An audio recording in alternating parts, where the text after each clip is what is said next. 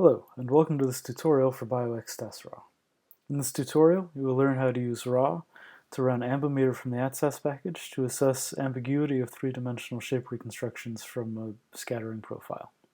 In order to do this tutorial, you need to have a separate installation of the ATSAS program. You also need to have the RAW tutorial data, which is available on the RAW website. We're going to use the data in the reconstruction data folder, which I've just navigated into here. If you've done the previous tutorial on generating a P of R function from the glucose isomerase.dat file, you can load the glucose isomerase.out file that you generated in that tutorial.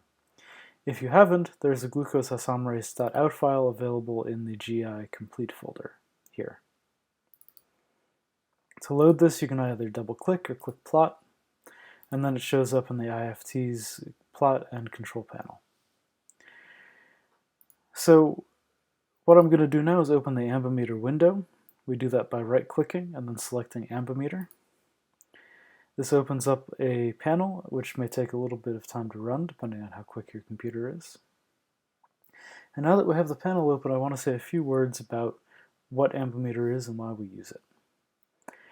So it turns out that for SAXS data, it's impossible to determine a provably unique three-dimensional shape from a scattering profile. This makes it important to determine what degree of ambiguity might be expected in our three-dimensional reconstructions. The program Ambimeter from the ATSAS package does this by comparing the measured scattering profile to a library of scattering profiles generated from relatively simple shapes.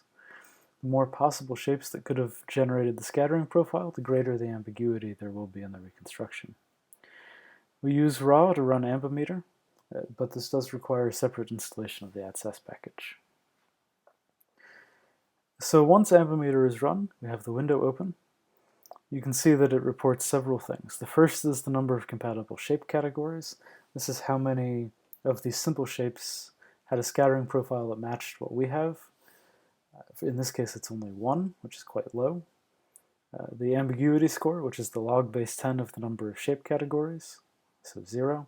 And then the Ambimeter interpretation of the ambiguity score, essentially how unique it thinks your three-dimensional reconstruction will be. In this case, we can look at that and we can see that we should clearly proceed with the three-dimensional reconstruction because it's possibly unique. The other thing I want to mention about this before I finish up is that since Ambimeter is implemented in the ATSAS package and wasn't originally implemented in RAW, if you use it in your analysis, you should cite the appropriate paper for the ATSAS program. To determine what that is, you can click on the How to Cite button, and it tells you what the paper is here. This is also available on the RAW website. So with that, I'm going to click OK.